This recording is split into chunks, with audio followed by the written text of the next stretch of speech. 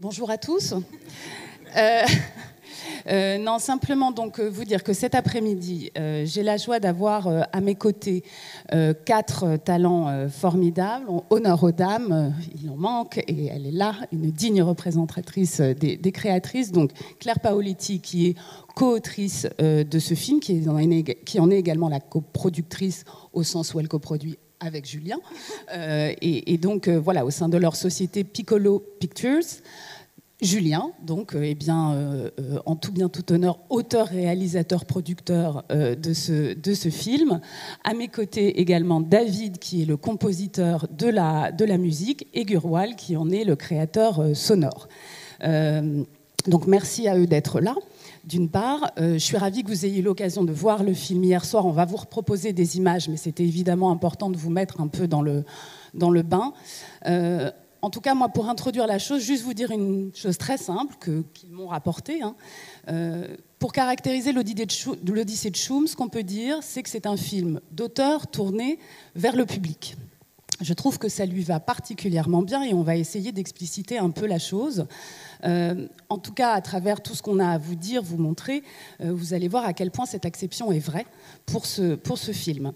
Choum, c'est une petite chouette pour une grande aventure et qui est portée par des auteurs qui sont donc, vous l'avez compris, également les producteurs, un spécial pour la télévision, mais qui a été aussi pensé pour la salle de cinéma, avec succès, parce qu'ils ont eu la chance de passer aussi avant peut-être toute cette crise, mais aussi parce que le film est un très beau film, de rencontrer le public, et on leur souhaite que ça continue en même temps que la moisson de prix qu'ils récoltent au fur et à mesure des sélections en festival. Et puis, en tout cas, dans tous les partis pris artistiques, qu'ils soient narratifs, qu'ils soient visuels, sonores, musicaux, convergent, et c'est très important qu'ils convergent, et c'est ça qu'on va essayer de vous raconter, pour en tout cas explorer une histoire qui se destine à tous les publics, mais à partir de 3 ans. Et je pense que c'est important de le dire comme ça, tous les publics, mais à partir de 3 ans. Voilà, donc c'est un peu ça l'angle de notre thématique. On va démarrer tout de suite dans le vif, en partant un petit peu du début, parce que c'est quand même important de vous éclairer sur la genèse des choses, et donc notamment explorer un peu les partis pris narratifs qui sont à l'origine de ça, en commençant par quelle est la contrainte, quelle est l'envie avec laquelle on démarre, et ça démarre pas forcément comme on pense. Oui, alors, ce que je voulais faire, c'est commencer par vous raconter d'où est venu ce projet. À la base, en fait, j'ai été contacté par Google qui voulait faire un film VR, donc sur téléphone spatialisé. D'où l'idée pour moi, et il me semble que c'est intéressant dans la réflexion autour du travail immersif, d'avoir une histoire à hauteur de chouette qui découvre le monde, voilà, un petit enfant. Ça, c'est la première illustration que j'ai faite pour eux. Au final, en fait, ça s'est pas fait avec Google. Et on s'est dit, c'est quand même une bonne idée, on a envie de le développer. Et donc, du coup, avec Claire, on s'est dit, on monte une société et on produit le film. Et on le fait. Pas besoin de Google. C'est ça. Mais du coup, en fait, ça a vraiment créé les fondements de l'histoire. Parce qu'en fait, l'idée, c'était, même par rapport à Google, c'était d'avoir un projet qui propose aux enfants une découverte d'un univers, d'un point de vue, et une narration immersive. Donc, du coup, ça découle aussi la mise en scène, le travail dans la profondeur, le travail du point de vue, de la hauteur de caméra. Il y a aussi tout ce qui est de l'ordre de la leçon de choses, c'est-à-dire la découverte de l'enfant, l'apprentissage de la marche, de ce que c'est une veste de loup, les différents types d'espèces. Quelques décors en même temps, voilà. Alors ça, c'est les premières recherches que j'ai faites. C'était aussi de pouvoir raconter un espace. Donc c'est la Louisiane, c'est une Louisiane rêvée. Il y a des libertés, mais c'était aussi de pouvoir raconter pour les enfants des atmosphères, des tempêtes, des brouillards, des moments ensoleillés, des moments en ville. Donc voilà, donc c'était qu'il y ait un parcours comme ça et que ça soit un parcours de découverte proposé aux jeunes spectateurs.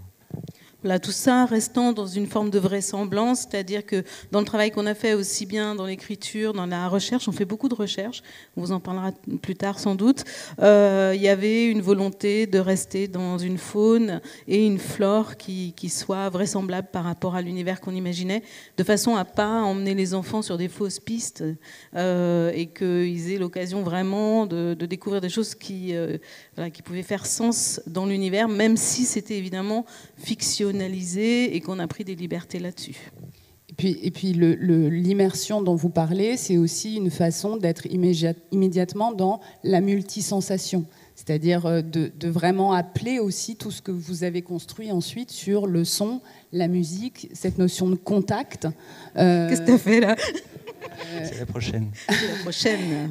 Mais en tout cas, c'est prendre aussi l'Odyssée de Shum comme un voyage aussi sensoriel de découverte où on découvre avec ses plumes, avec ses pieds, avec tout ce qu'on découvre. Et ça, c'est aussi un parti pris qui a été le vôtre, y compris dans la narration, dans ce que vous vouliez raconter. Oui, voilà, c'était vraiment, quand Julien disait tout à l'heure, une histoire racontée à hauteur de chouette. Ça peut sembler un peu une blague comme ça, mais c'est vraiment la réalité. Donc c'est aussi la position de la caméra, mais c'est aussi le travail qu'on a fait avec Gurwal quand on a travaillé dès le pilote. Parce que tu étais au tout début du projet, d'arriver à prendre la décision aussi que les animaux ne parlaient pas. Et que donc il allait falloir investir différemment, de manière, comme tu le dis assez justement, sensorielle, toute la partie son, expression, et donc aussi voix des animaux. On en parlera plus en détail tout à l'heure sans doute, mais la musique aussi venait apporter une émotion dont on avait besoin dans la mesure où on savait que les dialogues ne seraient portés que par les personnages humains, et donc dans une part qui est assez courte dans le film et tardive dans l'histoire. Et puis l'immersion, c'est aussi un point de vue subjectif. Peut-être vous pouvez en parler un petit peu. On va parler du point de vue, Jules.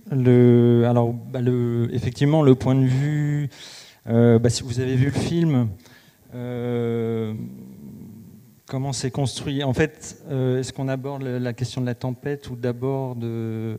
On va attendre un peu pour la tempête. J'en ai déjà parlé. En fait, c'est le point de vue du bébé. En fait, donc c'est dès la sortie de sa coquille. Effectivement, on voulait qu'on soit dans la leçon de choses, dans la découverte avec le personnage et qu'on puisse s'y identifier. Et c'est pour ça aussi qu'on a choisi, et là je rebondis sur la question du public, un personnage qui est une chouette, mais qui est aussi un bébé, qui est un enfant en fait. C'est comme un enfant qui découvre le monde et qui va avoir des épreuves à franchir, parce qu'elle est projetée en fait en dehors de son habitat naturel, disons, dans une aventure, et elle va devoir retrouver un foyer. Et c'était évidemment un côté initiatique de son parcours où elle grandit très vite en un temps record, 2 jours en fait. Et on est là évidemment dans un récit investi parce qu'il faut qu'elle surmonte toutes ces épreuves jusqu'à la fin de l'adoption. Puis c'est aussi un point de vue sur la famille qui est un point de vue que vous avez défendu aussi via cette petite chouette. Oui, effectivement. Alors c'est ce que je voulais vous montrer. Après. Voilà, donc c'est la famille recomposée à hauteur d'animaux et interespèces. Alors on a un super exemple. Oh, le petit chat. Donc voilà, en fait, l'idée, c'était de pouvoir retrouver. Donc en fait, comme on est dans des chouettes orphelines, en fait, qui cherchent une maman d'adoption, ce qui nous intéressait, ce qu'on a découvert, c'est qu'en fait, il n'y a pas forcément de limites liées à l'espèce. Alors voilà, après c'est la transcription que j'en ai fait graphiquement, mais et ça nous intéressait en fait, c'est-à-dire que effectivement c'est pas la règle, mais ça existe, et ça nous semblait intéressant de pouvoir le raconter aux enfants, c'est-à-dire qu'au-delà de la différence, au-delà des espèces, il y a un amour maternel, il y a un amour inconditionnel qui permet à des enfants de trouver des mamans et des mamans de trouver des enfants, voilà, et on le trouve dans la nature, enfin et ça nous semblait intéressant de le raconter. Donc c'est ça aussi de centrer en fait le récit, la narration et tout dans tous ces aspects cinématographiques sur la tendresse, sur l'empathie, parce que c'était ça qui nous a beaucoup guidés, et aussi sur le lien, c'est-à-dire le lien entre les 2 personnages, la relation fraternelle qui est quelque chose qui sous-tend, qui tend même toute l'histoire. Et dans les retours qu'on a des enfants lors des projections qu'on a eu la chance de faire, on sent que c'est quelque chose qui leur parle de manière presque viscérale, où ils sont tendus sur les moments où les deux personnages sont séparés, et évidemment, a fortiori, quand ils se retrouvent. Et donc ça, c'était vraiment notre objectif principal, c'était ça en fait. Tant et si bien qu'ils sont tellement accrochés à ce duo que vous vous êtes même permis, alors pardon, c'est une parenthèse, mais quelque chose qu'on déconseille toujours aux scénaristes, c'est-à-dire de changer de point de vue. Oui, et ça, c'est... Voilà. C'est pour ça que par rapport à ta question sur le point de vue, c'est complexe. Enfin, je peux le brosser, parce qu'en fait... Effectivement, pour les petits, de faire un montage parallèle, c'est délicat en fait. Donc à partir de la séparation des deux personnages, les deux chouettes, l'œuf et Choum, sont séparés et c'est pas forcément évident. Donc nous, on a parié sur le lien fort et l'affect qu'a Choum pour son œuf, qui va tendre le récit, qui va permettre aux jeunes spectateurs de comprendre l'enjeu qui se retrouve. C'est pas forcément facile, parce qu'il faut comprendre qu'on s'adresse dès l'âge de 3 ans à des enfants qui ont 3 ans. Donc oui, donc c'était un peu un pari, en fait, qu'ils arrivent à entrer dans la temporalité de 2 intrigues parallèles, donc qui se passent en même temps, dans laquelle tu as la petite chouette qui cherche son œuf, et puis l'œuf de son côté qui est clos entre les mains des enfants. Donc c'était un parti pris un peu radical. On était très contents d'avoir été suivis par Canal+, parce que c'est un film qui a été coproduit par Canal, dans cette direction, parce que c'était une proposition qui était là dès le début, dès la première version du scénario, et on est très content encore plus de se rendre compte que ça marche très bien. Donc ça veut dire que même pour des petits, tu peux proposer des choses qui peuvent paraître des fois un peu complexes dans leur appréhension de la temporalité de la narration, et que en fait, je pense que comme ils sont bien identifiés au personnage de Choum au départ, ça fonctionne. Absolument. Non, je te laisse continuer si tu voulais. En fait, là, je vous ai montré un petit peu. Il y a des esquisses, il y a des premières recherches qui ont fait partie du dossier du projet en amont. Donc, c'est des peintures numériques. Tu voulais, je crois, parler après des choix graphiques. Oui, je voulais effectivement, pour expliciter aussi tout le travail que vous avez fait, en fait, pour être, on va dire, à hauteur d'enfant, mais surtout à hauteur de Choum et de Spouik. En réalité, j'ai bien compris que c'était ça qui vous intéressait avant, en fait, Pardon, je fais une petite parenthèse là-dessus, mais c'est important de le préciser. C'est-à-dire que votre envie ne naît pas de dire on voudrait écrire pour les tout petits, quelle histoire on pourrait raccrocher à ça, mais on a envie de raconter l'histoire d'une petite chouette.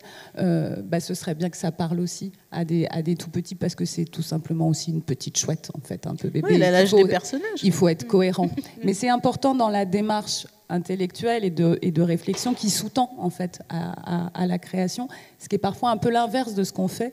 Par exemple, quand on travaille en télévision, où on pose d'abord la cible, puis la manière d'adapter une histoire. Là, j'ai le sentiment que c'est un peu l'inverse qui s'est passé. Effectivement, et du coup, sur des choix un peu fondateurs qui étaient importants pour nous, comme par exemple l'ouverture sur la tempête, un univers qui est chamboulé, c'était des discussions qu'on avait avec certains diffuseurs qui étaient complexes. Ils trouvaient que ce n'était pas forcément approprié de s'adresser aux enfants avec une tempête.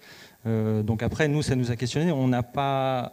d'une certaine façon, on n'a pas cédé, parce que pour nous, c'était vraiment un élément important de la narration. L'idée, c'était que il y a un chamboulement climatique, il y a un chamboulement de l'univers, de leur univers autour, et c'est comme aussi leur cellule familiale, elle est bouleversée au départ. Il faut trouver un nouvel équilibre, donc ça nous semblait pertinent de garder. Après, la question que ça a posée par rapport à la cible, ça a été comment traiter la tempête pour que ça soit accessible aux petits. Et c'est là où, dans la mise en scène, du coup, on a fait des choix qui sont plus poétiques. On a essayé d'avoir des moments, des envolées lyriques. On y reviendra peut-être, Julien. Ouais, d'accord, pardon, je dévoile la suite. C'est parti là. Parce que c'est la partie d'après. On voulait parler des personnages. Oui, on voulait. Non, c'est vrai que c'est important de parler voilà, du travail de création des personnages, parce que je crois qu'en plus, mais tu vas le dire, le chara-design a un petit peu évolué précisément pour raconter un peu ça. Effectivement, au début, en fait, elle ressemblait plus à une chouette. Donc, par rapport à ce que vous voyez, qui est la deuxième étape où elle ressemble plus à un petit coussin, en fait, à la base, elle avait des cannes de chouette. En fait, elles ont des pattes un peu longues. Donc, effectivement, au fur et à mesure, ça s'est arrondi. On est rentré dans la mignonitude de plus en plus. On n'a pas eu peur de le faire. On arrondi les formes. Et effectivement, après, pour le reste, l'approche graphique était assez simple. Hein, c'est à base d'aplats, c'est des formes simples. Mais pour autant, en fait, je les voulais semi-réalistes. En fait, alors je dis pas complètement réaliste, mais semi-réaliste, c'est-à-dire on a des proportions réalistes. Au niveau des yeux, par exemple, pour ces personnages-ci, on reste voilà, sur une signification juste des billes. Il n'y a pas de pupille, il n'y a pas de. C'est ce qu'on peut retrouver chez l'animal en réel. Donc voilà, c'est de trouver en même temps une simplification et en même temps de ne pas complètement extraire toute la réalité de l'animal. Et donc ça dans la représentation, même si c'est simplifié, mais aussi dans l'animation. Et ça a énormément nourri aussi la mise en scène, le choix des actings. Voilà, c'est-à-dire de nourrir du réel. Je vous montrais, il y a des vidéos. Voilà, donc alors là, je peux vous en montrer plein. En fait, il y a tout un bestiaire. Ça, c'est les poules d'eau. Pour les enfants, alors le monde des humains, l'approche graphique, ça a été de se dire c'est un peu comme une grande chambre d'enfant. En fait, ça ressemble un peu à des jouets. En fait, on a gardé ce côté un peu synthétique. On s'est dit comme ça, on peut effectivement raconter des événements forts comme une tempête, mais on a l'impression qu'on est dans une chambre d'enfant. Il y a des couleurs pop. Il y a même dans le début de la tempête où j'essaie de travailler sur des atmosphères. Après, je les décolle avec, par exemple, des feux de signalisation très lumineux, colorés, une grande roue. Enfin, c'est de travailler ça pour que qu'on puisse aller vers quelque chose qui n'est pas forcément évident de raconter pour les petits, mais de le rendre accessible. Alors, après, peut-être que, je ne sais pas si ça vient après, mais on peut parler un peu des couleurs. Ouais, alors, je vais passer vite. Il y en a pas mal d'animaux. Hein, donc celui-là, il n'y est pas au final, en fait, parce que j'en ai fait plein. Du coup, je me suis... Donc ça, c'est une spatule. Spatula rose. Le renard, l'alligator... Et donc voilà. Effectivement, ouais, sur le color board, avant de te laisser parler, ce que je disais en tout cas à Claire et Julien en préparant cette table ronde, c'est que moi j'avais été frappée de me dire, tiens, au fond, on est sur des couleurs a priori très froides quand on appréhende comme ça vraiment juste la colorimétrie, et pour autant on a une impression toujours de chaleur en fait tout de suite qui se dégage, même si on sent que les choses sont construites un peu en dualité. Mais voilà, ça m'intéressait que vous puissiez un peu aborder ça en expliquant comment vous aviez travaillé. Alors déjà, en fait, c'est un road movie, on traverse des espaces et on traverse des temporalités, et je dirais des événements climatiques. On commence par une tempête, donc on était plutôt dans des tons froids. Le principe du film, c'est il y a une approche de départ qui est semi-réaliste, dans lequel après j'apporte des couleurs qui ne sont pas là, des bleus un peu flashy, vous pouvez le voir un peu vers le bas en fait. Voilà, c'était d'avoir une approche qui est avant tout un peu réaliste, et après comment on va un peu plus loin, on cherche des couleurs en fait qui sortent un peu de l'ordinaire. Il y a la douceur là quand on est dans l'éclosion, on est plus dans quelque chose de chaud. Oui, effectivement. Après, c'est par espace. Donc, on est dans des tons plutôt froids au début, la tempête. Après, on est dans la coquille, on est dans des tons roses. Alors, j'ai un petit exemple à vous montrer après. Après, on est dans la forêt. Après, on a des espaces de nuit aussi. Donc, voilà, en fait, c'est un peu de décliner en fait, tous ces espaces, pouvoir les raconter aux enfants. C'est-à-dire qu'on n'a pas un seul espace colométrique à proposer, mais il y a un voyage comme le personnage. Alors voilà, là, on est plus dans la ville. Donc là, c'est un peu pop, il y a des bouées. Et là, à la fin, donc en fait, avec effectivement les séquences brouillard. Alors voilà, ouais, c'était par rapport à cet exemple-là. En fait, j'avais commencé. Donc ça, j'avais fait une petite vidéo. Je m'étais filmé. En fait, c'est ma main en fait au premier plan. Et c'était pour essayer de comprendre un peu. On est dans la coquille. En fait, on est avec Choum. Ça ressemblerait à quoi d'être dans une coquille et de naître, d'éclore. Donc voilà. Donc du coup, vous pouvez voir, il y a des roses, mais il y a aussi il y a des bleus, il y a des violets. Et du coup, ça m'a permis de travailler ce type d'image. Et donc voilà, d'essayer de nourrir toujours du réel et voilà. Alors justement, sur cette envie de s'inspirer du réel, y compris en tout cas dans les parties pris de l'animation, c'est quelque chose qui a été, je crois, essentiel. Et notamment avec cette volonté, on va dire, à la fois naturaliste et puis une animation qui soit pas forcément, qui s'inscrive pas forcément en tout cas dans une tradition ou d'une animation, je sais pas, japonaise ou américaine, enfin comme on peut les voir par ailleurs, mais plutôt inspiré du live, de la richesse que ça peut donner. Comment tu as travaillé ça particulièrement? Avec aussi, en plus, là, tu montres Choum, donc cette animation d'une petite chouette. Oui, voilà. Donc c'était le parti pris. C'est là, on voit bien, c'est la démarche du pingouin ou du nouveau-né, mais bon, surtout du pingouin. Donc elle marche avec le ventre. On voulait, voilà, ce côté un peu maladroit, un petit peu pantomime. Chaplinesque, même, je crois que vous aviez... Oui, c'est ça, oui. Effectivement, après, je montre un peu différentes choses. Après, je vais vous montrer plutôt des références vidéo, mais ce qui nous a intéressé... alors voilà, ça c'est une des références. Alors je dirais, c'est de mouvement, donc par rapport aux démarches de Choum, le pingouin, mais aussi d'attitude et je dirais d'écriture de personnages par rapport à ce pingouin, parce que en fait Choum elle vient d'éclore, mais elle n'a pas d'a priori sur le monde, c'est-à-dire qu'elle peut s'adresser à un alligator, elle lui fera la fête de la même façon, il y a un élan d'affection et c'est la ligne directrice de notre personnage, c'est vraiment, et ça vient un peu de... Cutie, come on Cookie, come on Cookie.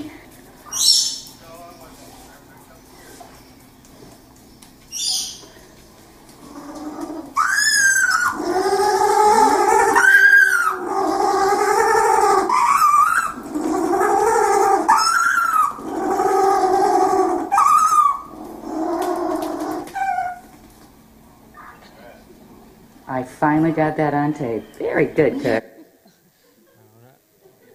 Là, on passe sur d'autres choses, mais enfin, vous voyez, c'est-à-dire en fait, du coup, moi, je me nourris de ça, c'est-à-dire la queue qui frétille.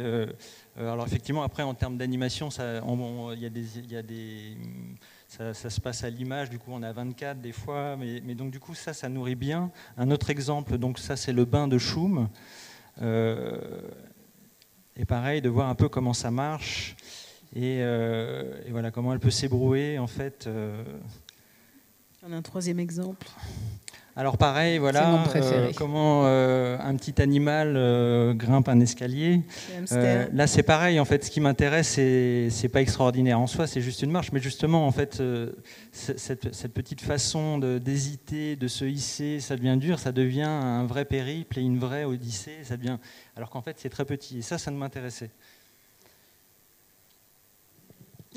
Pardon, j'étais encore complètement dans cette séquence que j'adore avec. Donc c'est vrai qu'en fait, du coup, juste pour conclure là-dessus, parce qu'après on va passer et donner un peu la parole à nos hommes du son. L'idée, c'est vraiment à tous les stades, aussi bien narratifs que visuels, que encore l'animation, de créer la vie d'un personnage, d'aller piocher dans le réel. Et c'est pour ça, ce que je disais tout à l'heure, on fait beaucoup de documentation, et ça va.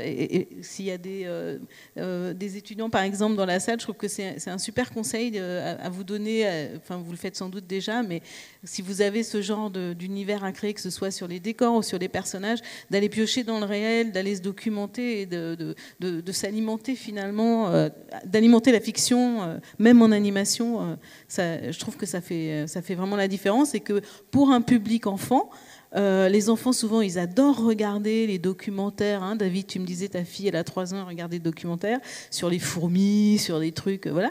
Eux, ils retrouvent ça et c'est quelque chose qu'ils ressentent. Voilà, ils l'analysent pas, mais ils ressentent qu'il y a une vraisemblance, il y a une justesse à l'intérieur de ça, quoi.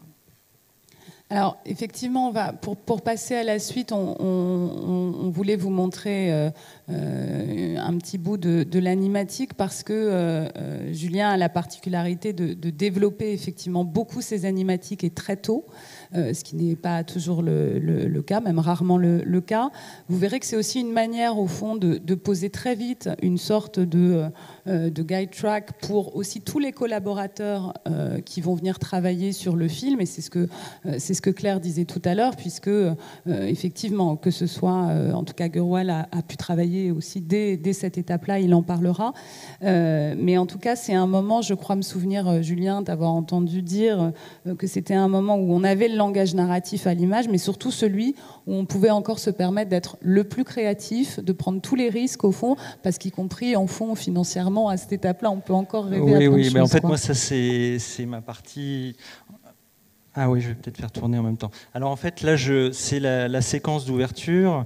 J'ai coupé le son, en principe, en animatique. Je mets du bruitage et des musiques temporaires. C'est pour vous donner un peu une idée de comment je travaille.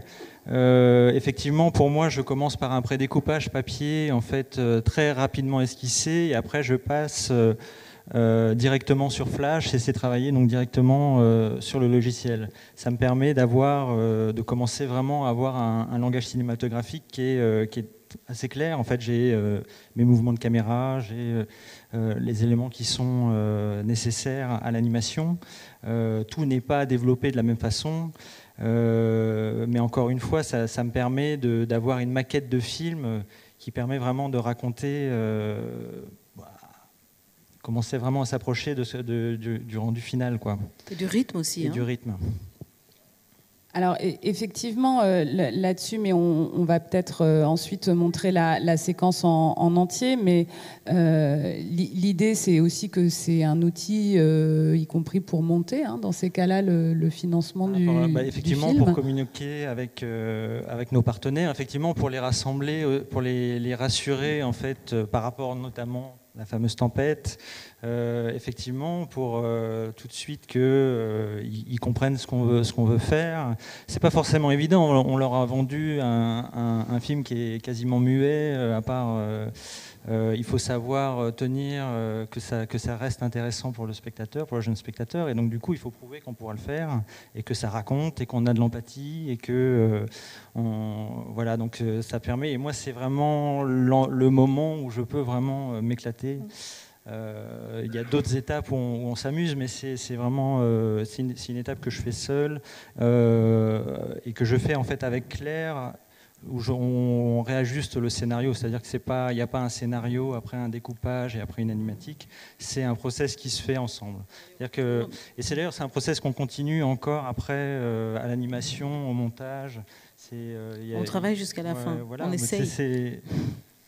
Alors après, je trouve ça particulièrement, moi, audacieux que ce soit ce moment que vous ayez choisi de faire en animatique et en tout cas de montrer dans les marchés internationaux où vous avez pu présenter le projet, parce que précisément, c'était peut-être le moment que d'aucuns diffuseurs pouvaient trouver le plus anxiogène. Oui, effectivement. Et vous leur avez dit, en fait, nous, on va le faire, ouais. d'une part.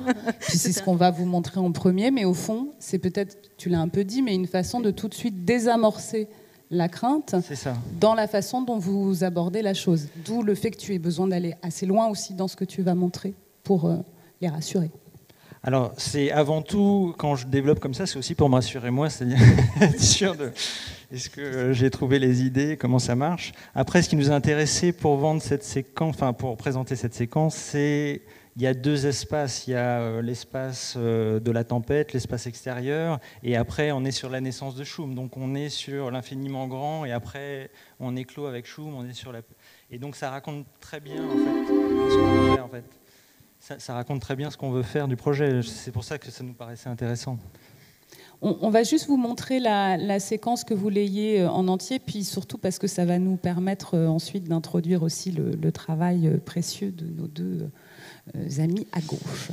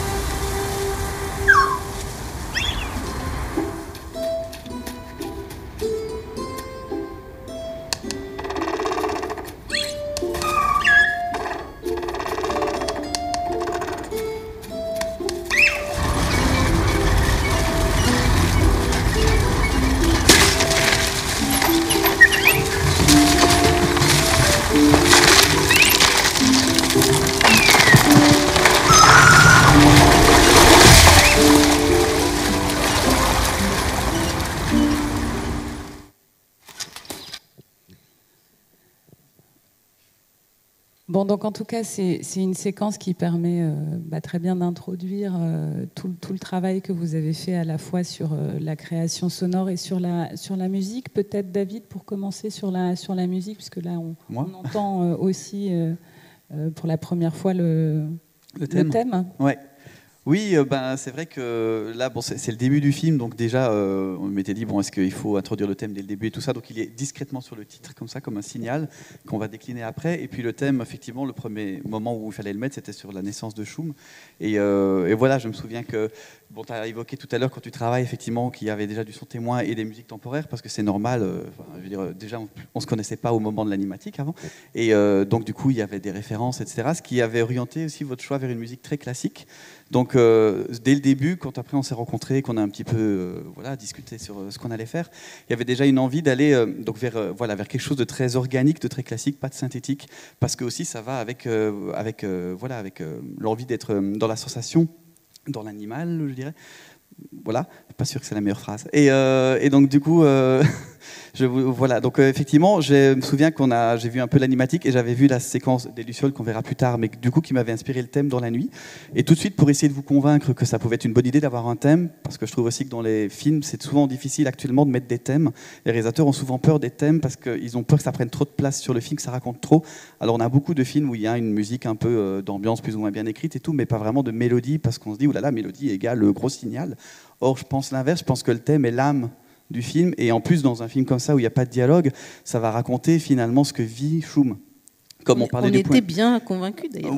Voilà, et donc du coup, je vous ai fait directement le thème en 7 versions différentes, c'est-à-dire il y avait une version un peu aventure qui fait peur, une version berceuse, une version, différentes choses pour montrer qu'on pouvait le décliner, et que du coup, l'intention dans le film était comment est-ce que finalement on allait évoluer le thème dans le film en fonction de ce que traverse Shum, parce que, et là on rejoint le point de vue que tu disais, la musique ici avait pour but d'être vraiment la première personne, c'est-à-dire que en gros avec la musique je suis la petite chouette qui vit les choses, et comme on s'adressait à des enfants à partir de 3 ans, la musique est vraiment quelque chose de vraiment dans la sensation, c'est pas quelque chose qu'on peut théoriser, on peut pas dire en bois c'est rigolo, tout ça, c'est quelque chose, on va ressentir avec la musique si c'est un peu triste ou un peu drôle et tout ça, et donc du coup le but étant de leur faire vivre l'aventure, je pensais que la musique qui prend la place des dialogues en plus, le meilleur moyen était d'être dans cette sensation directe.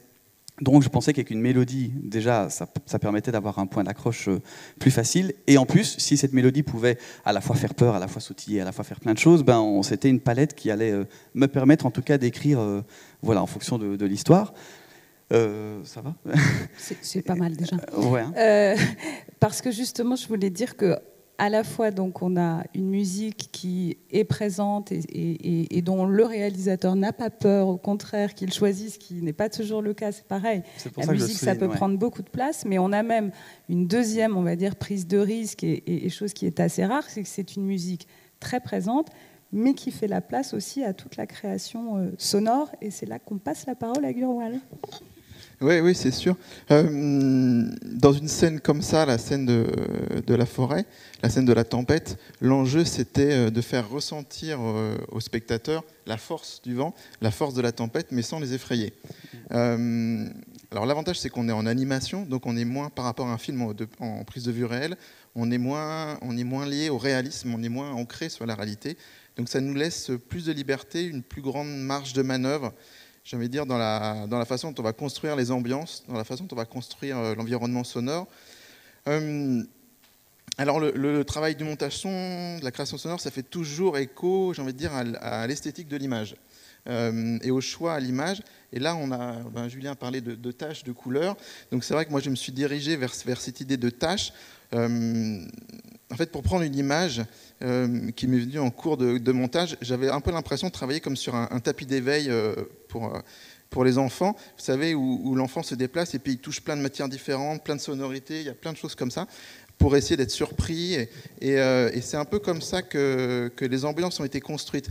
Par exemple, pour la tempête, alors il y a du vent, évidemment, le vent c'est le souffle, mais c'est pas ça qui est mis en avant. Ce qui est mis en avant, c'est des matières, c'est le bruissement des feuilles, le craquement des branches, des petites sonorités comme la rotation de la petite éolienne, le sifflement du parapluie qui passe, les drisses sur le mât. Donc c'est vraiment des touches sonores comme ça qui construisent l'ensemble de la bande-son, qui se répondent, qui évoluent en fonction de la musique, en fonction des séquences.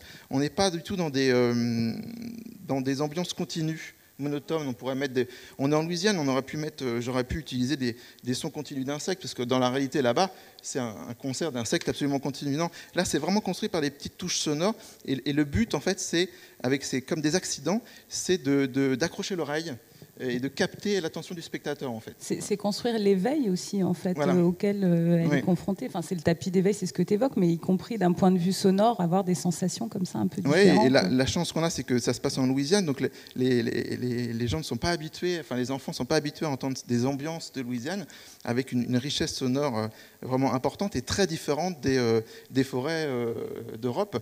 Donc on reste un peu dans le réalisme avec ces animaux de Louisiane, mais c'est vraiment monté, c'est complètement artificiel. La façon dont sont construites les ambiances, c'est complètement artificiel. C'est vraiment des touches sonores comme ça pour capter l'attention du spectateur. Donc effectivement, en tout cas là-dessus, c'est pour ça qu'on avait choisi un peu cette séquence. C'était toujours pour raccrocher un peu à la thématique de notre table ronde. Encore une fois, affirmer une scène qui est essentielle, je crois, Claire, aussi du point de vue narratif, c'est l'événement déclencheur de l'histoire, c'est ce qui propulse les personnages dans l'histoire en fait, et donc c'est pour ça qu'on voulait surtout pas y renoncer. Ensuite, il y a aussi un propos un peu de fond qui est de pouvoir raconter aux enfants des situations qui vont être de plus en plus fréquentes sans doute dans notre monde et dans le leur, c'est-à-dire des bouleversements climatiques qui vont bouleverser leur vie à eux aussi, comme la nôtre aujourd'hui, mais peut-être de plus en plus, et que l'idée c'est de faire passer aussi le message que ça existe, mais que on a des facultés d'adaptation. Alors les animaux en ont peut-être des plus grandes que nous, mais peut-être que nous aussi en tant qu'humains, on est capable de se réadapter, de retrouver du lien, de recréer un foyer sur une base de bouleversement initial. Alors peut-être qu'on peut passer à l'autre séquence qu'on voulait... D'accord. Tu veux dire encore des choses? Non, c'est très bien. Je trouve ça très bien, moi.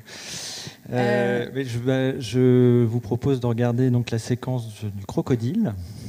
De l'alligator. L'alligator. On préfère il n'y a vous pas de montrer. crocodile En Louisiane. Il n'y a que des alligators.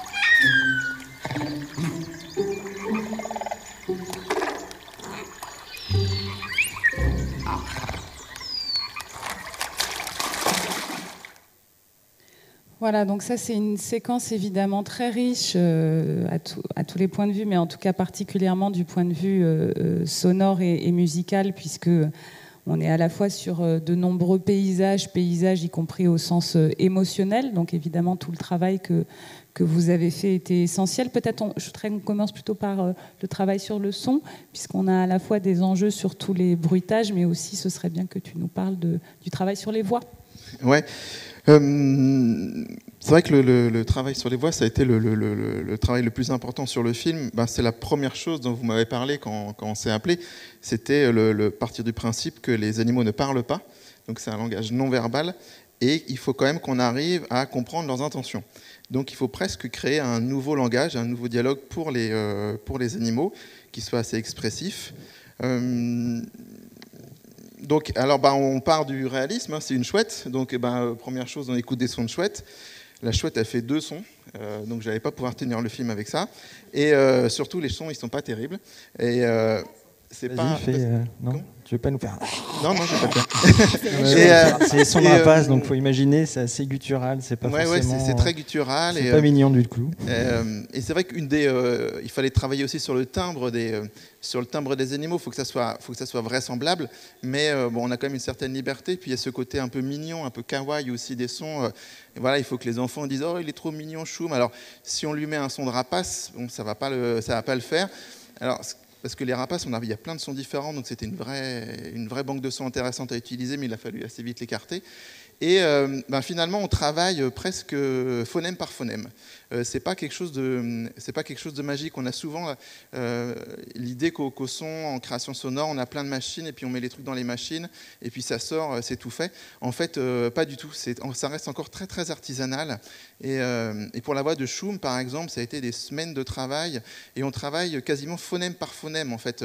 Et chaque phonème est composé de plusieurs sons qui sont ralentis, passés à l'envers, modifiés. Il y a des morphings qui sont faits, des morphings avec des voix d'enfants, avec d'autres animaux, des animaux qui sont ralentis. Donc ça reste, c'est vraiment assez fastidieux et c'est très très long. Donc Choum a été une grosse partie du travail. Et c'est vrai qu'une fois que Choum est terminé, on est un peu soulagé. Puis on se réalise qu'il y a un autre petit personnage, une chouette encore à faire, Spouik. Et le premier réflexe, c'est de se dire, elle est plus petite, alors qu'est-ce qu'on va faire ? On va accélérer le son, on va le rendre plus aigu. Et en fait, ça ne marche pas. Et donc, il a fallu recréer un autre langage pour Spouik. Et là, on est parti sur quelque chose plus dans les gazouillis. Donc ça, c'est pareil, hein, c'est élément par élément. Et c'est le cas dans tous les animaux du film. Il n'y a pas un son réaliste, aucun des animaux ne fait le vrai son, mais à chaque fois on a essayé de construire. Voilà, je peux rajouter juste un truc, parce que ce qui était compliqué en fait dans le fait de la nécessité de différencier les 2 voix, c'est qu'il fallait que les personnages se parlent. Et donc il fallait bien que évidemment c'est déjà raconté à l'image, dans l'animation, etc., mais que les voix des 2 animaux, des 2 chouettes soient vraiment différenciables dans ces scènes-là pour que, évidemment, narrativement, et c'est là qu'on voit que le travail du son est un enjeu narratif à plein en fait. Et que ça nous a énormément apporté. C'est vraiment une collaboration forte aussi dans l'écriture et dans la mise en scène, dans l'animation. Enfin, c'est vraiment un tout. On a commencé très tôt. Dès le pilote, j'ai fabriqué les premiers sons que vous avez récupérés par la suite. Et en fait, ça a fonctionné aussi parce qu'il y a un vrai échange, un vrai dialogue. Quand vous travaillez sur des sons comme ça, vous pouvez passer des heures et des heures sur juste un phonème. Et à la fin, on n'a plus aucun recul sur notre travail. On ne sait pas si ça marche. Enfin, voilà. Et donc, c'est vrai qu'il y a eu beaucoup d'échanges. Même après le pilote, je t'ai constitué une petite sonothèque avec plein de sons que tu as récupérés et que tu as monté dans l'animatique. Voilà, ça a servi pour l'animatique et effectivement, ça a permis de tester les sons aussi, de comprendre, de différencier les personnages et de tester concrètement est-ce que ça fonctionne, est-ce que ça fonctionne pas. D'affiner toutes les expressions, d'insister sur certaines et pas d'autres. Ok, sur en tout cas, là tu as parlé des voix, mais c'est vrai qu'il y a aussi tous les sons qui relèvent des différents milieux là que Choum travaille. Là, on était sur des choses plutôt réalistes dans cette séquence. Oui, là, en fait, j'ai essayé de garder, bon, même s'il y a ce travail dans la construction, on n'est pas réaliste, puisque, comme j'expliquais, on travaille en tâches sonores, j'ai essayé de garder un certain réalisme pour pouvoir passer dans la séquence qu'on verra après, dans la Luciole, quand on est dans la partie conte, pouvoir proposer autre chose. Mais là, on reste quand même assez réaliste par rapport à la Louisiane. Ouais. Bon, puis par ailleurs, il faut faire un peu de place à la musique qui, là, quand même, a le beau rôle dans cette séquence particulièrement. Se dire, en fait, ce que tu disais tout à l'heure, c'est parce que la musique, c'est Choum. C'est ça. Et là, il passe par plein de trucs et ça change en 2-3 secondes. Donc, du coup, c'est compliqué dans ce genre de moment où il faut à la fois suivre l'image parce que ça change très vite, donc à la fois être dans la sensation de Choum. Il a peur tout de suite, il n'a pas peur dans 5 secondes, etc. Et en même temps, il y a des changements de climat. Typiquement, à un moment, c'est quand la loutre tout d'un coup plonge sous l'eau. Donc moi, j'ai 5 secondes pour changer complètement l'orchestration, pour faire quelque chose de très aquatique avec des harpes, etc. Mais pour ne pas avoir un effet de boule collée un peu, et voilà, il faut garder également une trame narrative un peu qui va de A à B finalement pour faire le lien avec tout ça. Et par rapport au son, ce qui a été pratique, c'est qu'effectivement sur l'animatique, tu avais déjà les voix, mais pas encore vraiment les sons complets. Mais du coup, moi, j'avais déjà quand même les repères des voix de Choum. Donc j'ai écrit aussi en laissant l'espace par rapport aux voix. Et puis quand mes maquettes des morceaux, on était à peu près contents, toi, tu as entendu les maquettes. Donc du coup, tu as utilisé les maquettes aussi pour construire autour. Et en fait, il y a eu grâce à vous, parce que vous faisiez aussi bien le lien entre tout le monde. Ce qui est rare. Voilà, il y avait vraiment, du coup, on se nourrissait l'un de l'autre, sans spécialement nous deux avoir travaillé ensemble, mais en fait, voilà, tu plaçais des choses que du coup je laissais passer, et puis moi je menais d'autres choses que voilà. Donc ça a permis, sur une séquence comme ça qui est très complexe parce qu'il y a beaucoup d'éléments à l'image plus au son, d'être assez précis. Et on disait tout à l'heure que c'est un film notamment pour les 3 ans, donc il faut réfléchir comment pas leur faire peur. Typiquement, là, quand même, l'alligator il veut la bouffer, quoi. Donc moi au début je dis allez ouais, et non, puis alors on s'est dit mais en fait non, juste une fausse piste. C'est ça, voilà, et c'était justement une fausse piste, et pas du tout. Tout comme à la fin quand le petit alligator sort de l'œuf, va retrouver sa maman. Si on met pas de musique, qu'on prend que le plan de la maman, on peut s'imaginer oulala et tout. Et pas du tout, c'est juste il va retrouver sa maman, le petit. Donc en fait, il y avait des dialogues là-dessus. C'est pour ça que quand l'alligator court derrière Choum, en fait, moi je mets le thème de Choum qui sautille dessus, comme ça on dit aux enfants inconsciemment, ça va aller, te tracasse pas, tout va bien se passer. Comme dans La Tempête, il y avait un petit piccolo sautillant et une basse un petit peu jazzy, de bonne humeur pour dire ça va, c'est quand même c'est un grand jeu, un peu cette tempête, ce qui va avec ton petit enfant qui s'envole et tout ça. Donc c'est clairement là en termes d'écriture, on réfléchit à voilà comment, alors qu'il y a quand même du volume, il y a tout le monde qui joue à ce moment-là, donc il y a quand même une vingtaine de musiciens. D'ailleurs, justement, le choix des musiciens, c'est aussi une partie de l'écriture qu'on a eue. Je fais un peu tout là, mais je suis lancé. L'avantage, c'est que voilà, on s'est dit, il faut faire un compromis déjà entre le budget qu'on a et les envies d'écriture. Vous vouliez un orchestre, quelque chose de classique. En même temps, on n'avait pas pour avoir le London Symphony. Et en même temps, de toute façon, c'est Choum, ça reste une petite chouette, donc il fallait pas 80 musiciens. Et donc l'idée était plutôt d'avoir un compromis entre quelque chose de suffisamment gros quand il y a des moments un peu d'aventure large comme La Tempête, et qui puisse en même temps être suffisamment détaillé ou précis quand c'est très intimiste. Et donc du coup voilà, et là typiquement on voit que quand l'alligator court, tout le monde y va, et puis sur la fin, quand il va sur la loutre, c'est solo quasiment, quoi. Donc c'est-à-dire que ça me permettait de jouer avec toutes les couleurs orchestrales pour être entre l'intime et le grand. Et du coup, voilà tout ça pour rassurer toujours les enfants en leur disant ça va aller. Donc on a des tonalités en do majeur, qui est de la tonalité la plus joyeuse possible. Enfin, ce sont des choses auxquelles j'ai beaucoup réfléchi, toujours pour être comme un grand câlin avec la musique, quoi. Alors, je peux rajouter un truc, Alice, pardon. Juste pour dire, par rapport à la question de la cible, la manière dont toi tu as réfléchi, ça allait aussi dans le sens où nous, au début, on voulait que l'alligator puisse faire peur, c'est-à-dire qu'il y a une fausse piste, oh là là, est-ce qu'il va le manger? Mais en fait, au final, on essaye toujours de désamorcer, c'est-à-dire t'installes la peur, c'est-à-dire qu'on ne fait pas l'économie de la peur parce qu'on se dit, on a quand même envie de raconter ça aux enfants, même si nous, dans les salles, des fois, il y a des enfants qui disent, oh là là, est-ce qu'on va avoir peur? Bon, alors tu as un petit peu peur, mais c'est rapidement désamorcé. Donc, en effet, l'alligator, il fait peur, mais en fait, au final, c'est une maman. Donc, et je pense que dans la musique, tu as travaillé aussi sur cette énergie-là, et ça, c'était là, pour le coup, c'était un parti pris très clair par rapport au spectateur. C'est vraiment une sensation, on fait ressentir que ça va aller. Ça va aller. Et puis par ailleurs, quand même, la formation orchestrale que vous souhaitiez, dès le départ, c'était très clair comme intention, elle est aussi ce qui permet de rester dans la sensation, c'est-à-dire d'être dans quelque chose qui a du grain, qui a de la chaleur. Oui, on a des vrais gens qui jouent et il n'y a rien à faire. Quand on fait des maquettes synthétiques, même si j'ai les plus beaux sons possibles, ça reste quelque chose de froid. Voilà. Et là, même les petits défauts de musiciens font que ça sent la vie, quoi, en fait, et que du coup, ça donne tout de suite autre chose. Parfois, on a une plus belle musique de film avec 2 musiciens solistes qui vont jouer qu'avec un orchestre synthétique qui va faire un faux orchestre parce qu'il n'y a rien à faire. C'est inexplicable, mais ça passe. Donc c'est pour ça qu'il faut toujours essayer au moins un solo. Et ça va dans le sens du multisensoriel aussi que le film propose. D'ailleurs, petit coup de pub, mais je crois qu'un ciné-concert est en préparation. On prépare ça. Bientôt pour le printemps. Donc voilà, j'en profite pour le glisser. Le temps file, donc je vous propose, si vous le voulez bien, qu'on passe à la dernière séquence qu'on voulait vous montrer aujourd'hui. Là aussi, qui va nous permettre d'aborder d'autres points toujours de cette écriture pour les petits. Là, ce que je vous montre, en fait, c'est le prédécoupage à l'écriture avec Claire. En fait, j'écris, on écrit et je dessine en même temps. Et l'idée, c'est de dérouler le film comme ça sur des carnets et que ça aille vite. Il n'y a pas forcément de cadre, mais on commence à noter les idées. Alors bon, là c'est pour illustrer la séquence Luciole. C'est pas forcément les meilleures pages parce qu'en fait elles sont plus dessinées que les autres. En fait, je préfère plus on va vite, plus le dessin est rapide. Ça veut dire plus que l'idée cavale. L'idée, c'est un document qui est pour moi. Je fais l'animatique derrière, donc l'idée n'est pas de faire du joli dessin. Bon, là en l'occurrence, pour moi c'est trop dessiné, mais c'est pour expliquer un peu le process d'écriture et de réflexion. C'est-à-dire qu'en fait, il n'y a pas de séparation, encore une fois, entre l'écriture et le dessin, la mise en scène, ce qui se joue à l'image. Donc là, vous pouvez voir, il y a une petite luciole qui descend, il y a Choum, elle regarde ce que c'est. Voilà, c'était pour vous montrer un peu le process de création. Et donc ça, c'est un travail que je fais sur l'ensemble du film.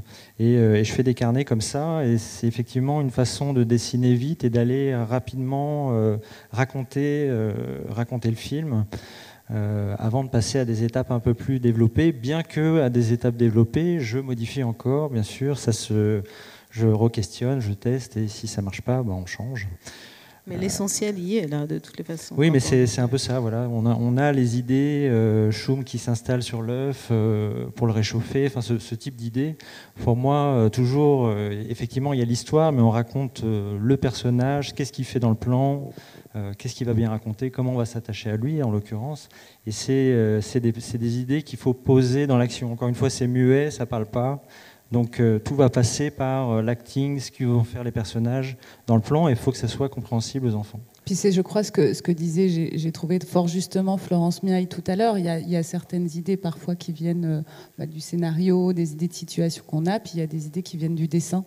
Et donc il faut le poser parce que c'est les allers-retours que vous faites assez constamment, j'imagine, tous les deux. On a beaucoup coupé en fait dans ces parties. En fait, j'ai travaillé avec plein d'animaux, des tentatives d'adoption de Choum avec des échassiers, et effectivement, ça permet de tester les idées.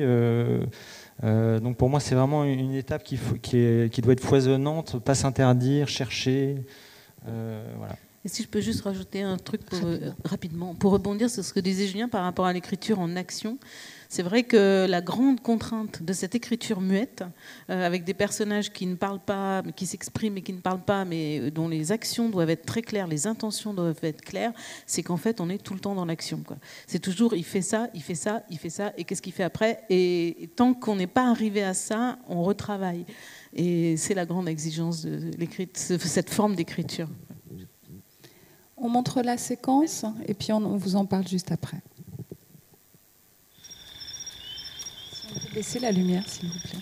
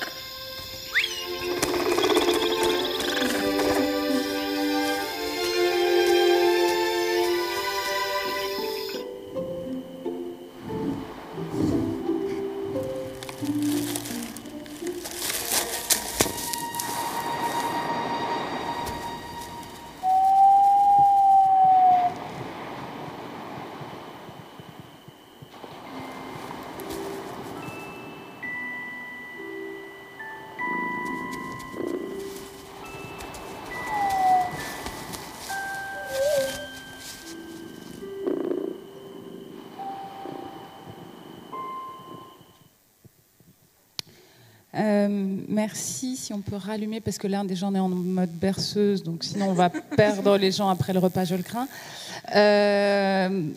Non, tout ça pour dire que donc, sur cette séquence, évidemment, elle est particulièrement intéressante parce qu'elle vraiment, elle synthétise, je crois, beaucoup à la fois le travail de chacun, mais aussi, surtout, l'attention qui est portée donc, aussi à ce jeune public. On a vraiment a priori tous les éléments qui fichent les chocottes aux enfants. La nuit, des bruits bizarres, des animaux un peu étranges.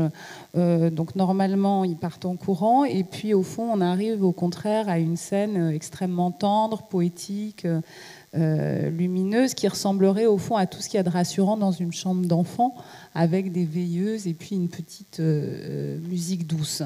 Alors là, sur en tout cas le son, là aussi, il y a eu tout un travail, parce que je crois qu'en plus, il y a des introductions de son de gens qui ne sont pas là normalement dans cette nuit d'habitude. Oui, parce que là, on quitte vraiment, parce que les indications de mise en scène, c'était on est dans le conte La Berceuse, donc là, on quitte le réalisme de la Louisiane, et c'est vrai qu'on aborde, moi, un des aspects du son qui m'intéresse le plus, qui me fascine le plus, c'est l'aspect sensoriel, c'est-à-dire comment on va provoquer des sensations, des émotions chez le spectateur. C'est le côté un peu magique du son. Le son, il rentre dans votre cerveau un peu par une porte dérobée. Vous n'analysez pas ce que vous entendez, vous n'essayez pas d'expliquer, on le ressent toujours. Donc c'est ce qu'on a essayé de faire là-dessus. Alors comment on le fait? C'est très personnel, c'est très par rapport au ressenti, c'est tout simple. Moi je passe mon temps à écouter des sons et je cherche dans les sons que j'entends ceux qui provoquent en moi les sensations, les émotions qu'on a besoin pour la séquence. Donc ça reste quelque chose de très subjectif, quelque chose de très personnel, un choix, et que j'espère partager avec les spectateurs. Et le premier partage, il se fait avec la mise en scène, puisque c'est à eux évidemment que je fais écouter en premier les choix et la maquette. Et bon voilà, et là on voit si ça provoque l'émotion choisie, et puis sinon on retourne dans la sonothèque et on recommence, quoi.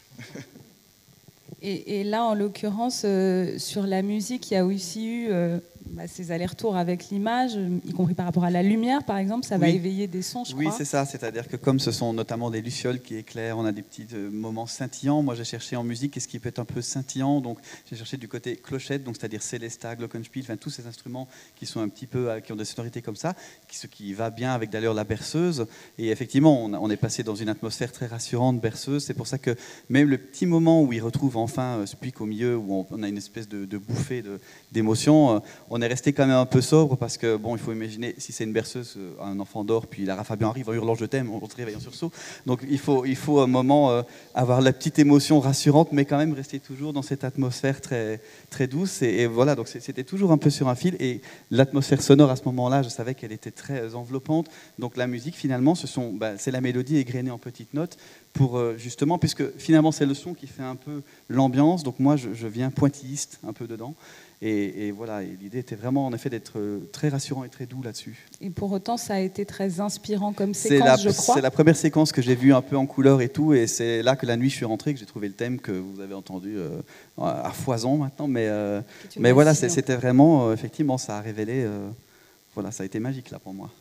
Là, Claire, j'aimerais bien aussi t'entendre sur ce qui a été évoqué sur le conte, mais on a beaucoup parlé de naturalisme, de réalisme pour l'instant depuis le début. Là, pour autant, on est dans une autre tonalité. Oui, c'est un peu comme un moment de film de genre. Ça serait le genre conte. Voilà. Donc, et c'est vrai qu'on a toujours un peu navigué là-dessus parce que comme on est dans un parcours initiatique, il y a toujours un côté conte classique au sens des épreuves à surmonter, dans lesquelles on emmène les enfants à travers le récit et dont il est très important évidemment que l'issue soit positive et qu'on montre qu'on peut surmonter les choses. Et donc, il nous paraissait assez naturel en fait qu'à l'intérieur de ce parcours-là, il y a une espèce de moment de nuit. On tenait beaucoup à ça parce qu'en plus la chouette est quand même un animal de nuit. Mais après, c'était aussi une volonté d'avoir quelque chose de contemplatif par rapport à ça. Et moi, je pense par exemple au hérisson dans le brouillard, c'est-à-dire qu'on peut avoir quelque chose qui est dans l'obscurité. On peut découvrir des animaux qui sont des serpents, et en même temps de les voir, dans leur habitat. Ils sont pas agressifs.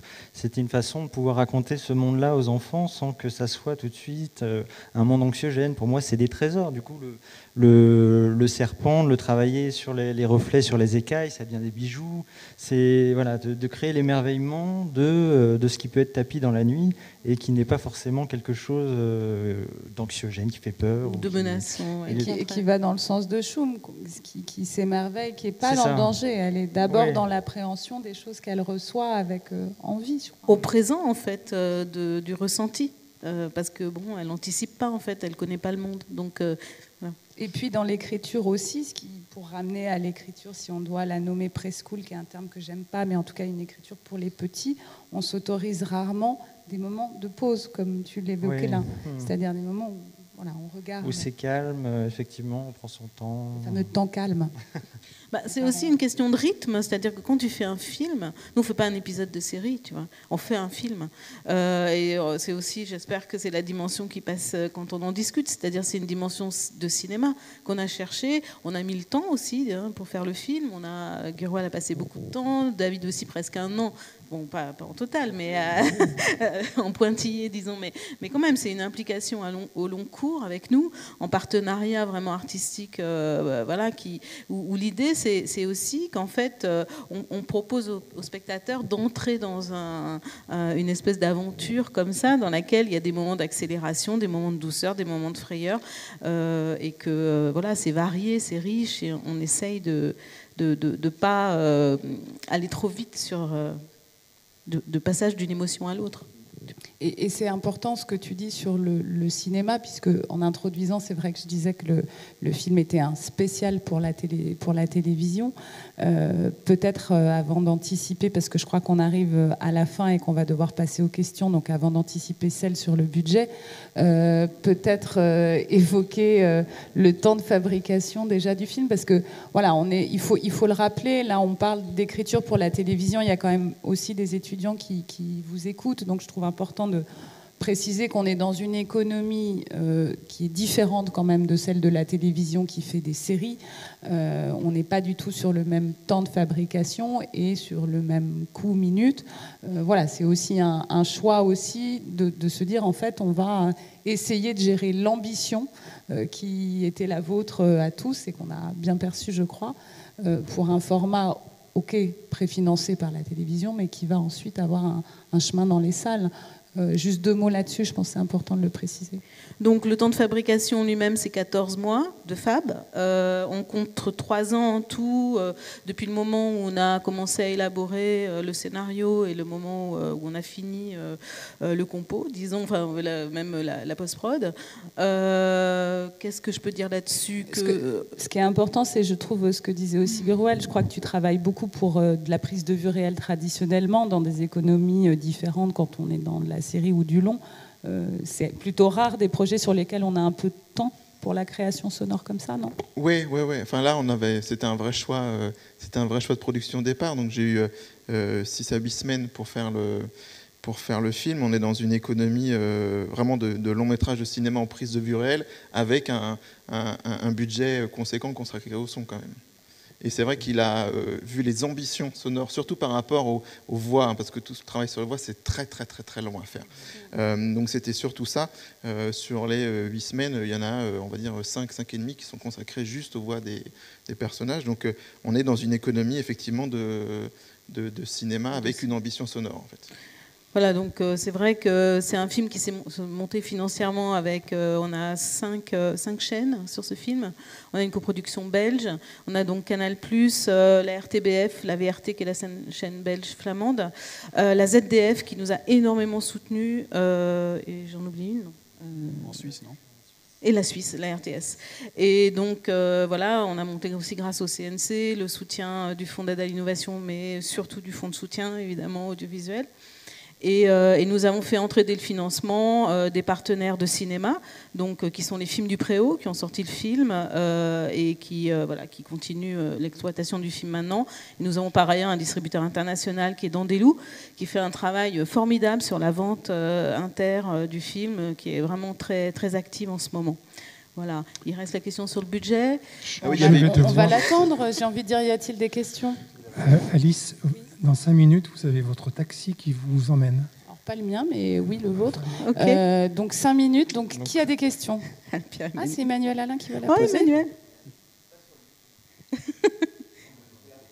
Tu veux porter la voix? On t'entend. Tu peux bien fort, oui. Bien fort. Oui, j'ai une petite question sur la production. Je voulais savoir pourquoi avoir monté une société de production et est-ce que... Et quel Normalement, impact, ils l'ont démontré, là. Mais... Quel impact l'absence d'une tierce productrice ou d'un tiers producteur, quel impact ça a eu sur le développement artistique? La société de production, donc on l'a montée avec Julien. L'idée, c'était, nous, on a déjà pas mal d'expérience en cinéma d'animation. On était à un stade de nos parcours professionnels où on avait envie de maîtriser le processus de A à Z, et donc de d'être les interlocuteurs des chaînes, en fait. Voilà. Et on regrette pas du tout parce que ça nous a été très bénéfique. Ensuite, sur le processus créatif, je pense que ça n'a pas eu d'incidence négative. En fait, on est... Après, moi, j'ai fait la prod, tu vois. Moi, je pense qu'en fait, plus on avance, plus on a envie d'être en maîtrise du calendrier, en maîtrise du contenu, en maîtrise de, effectivement, les choix qu'on fait par rapport aux distributeurs, aux chaînes de télé. Aux partenaires. Et effectivement, c'était une envie qu'on avait de pouvoir gérer ça et faire nos choix. Après, c'est un poids et une responsabilité considérable parce que tu es vachement exposé. C'est-à-dire tu es exposé à la fois dans le contenu de ce que tu veux raconter, dans les enjeux financiers. Enfin voilà, en effet, il n'y a pas de bouclier, entre guillemets, entre toi, auteur, et un éventuel partenaire qui a des choses à dire sur le contenu. Ça a des avantages et des inconvénients. Donc je pense qu'on était assez solide pour en prendre essentiellement les avantages et mettre de côté les moments un peu plus durs où en effet t'arrives pas à convaincre.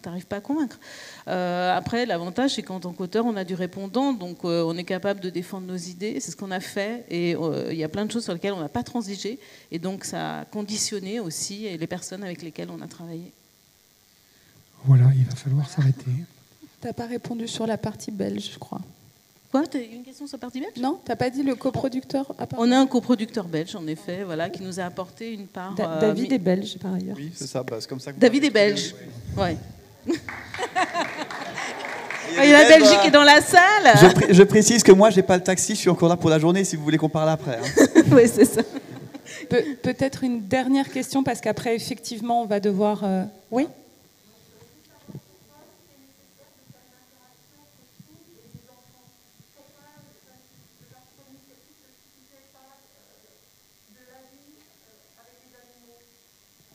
Humains-animaux. Humains-animaux. En fait, c'est un truc intéressant comme question. Déjà, on voulait ouvrir, c'est-à-dire qu'en fait, dès la scène d'introduction, en fait, je mets à égalité les humains et les animaux. En fait, tout le monde est pris dans la tempête et ça m'intéressait de traiter les humains comme des animaux à part entière, donc qui fassent partie de ce monde-là. Je veux pas de scission entre les deux mondes. La deuxième chose, c'est on a manipulé, en fait, de la mignonitude, ce que je pourrais dire, de l'affect au personnage. Et en fait, ce que j'aimerais pas raconter aux enfants, c'est qu'ils trouvent très jolie une chouette sauvage et qu'ils l'adoptent et qu'ils la mettent dans une cage. Donc j'ai besoin, en fait, je trouve que c'est nécessaire à ce moment-là. Je veux pas me retrouver dans une situation où je raconterai un truc qui font des dégâts. Donc effectivement, là, il y avait une partie où on voulait pouvoir raconter ça, raconter l'animal sauvage, qu'est-ce qu'on en fait, comment on le réintroduit. Donc, voilà. Juste pour compléter et finir, j'imagine, il y a aussi un effet de miroir en fait qui nous intéressait entre Chaume et Swick qui sont frères et sœurs, ou sœurs et sœurs, enfin c'est comme vous voulez sur la question du genre des chouettes, et les deux enfants qui sont aussi frères et sœurs. Et l'idée c'était ça un petit peu. Il y avait un côté, on renvoyait la sororité des animaux et en face la sororité des humains. Voilà, c'était ça aussi, et je trouve que c'était aussi intéressant de proposer à des enfants, en tant que public, de pouvoir aussi s'identifier à des enfants dans le film. Voilà. Eh ben, je vais vous remercier beaucoup d'être venus et d'avoir passé ce temps avec nous. Merci beaucoup à tous. Merci.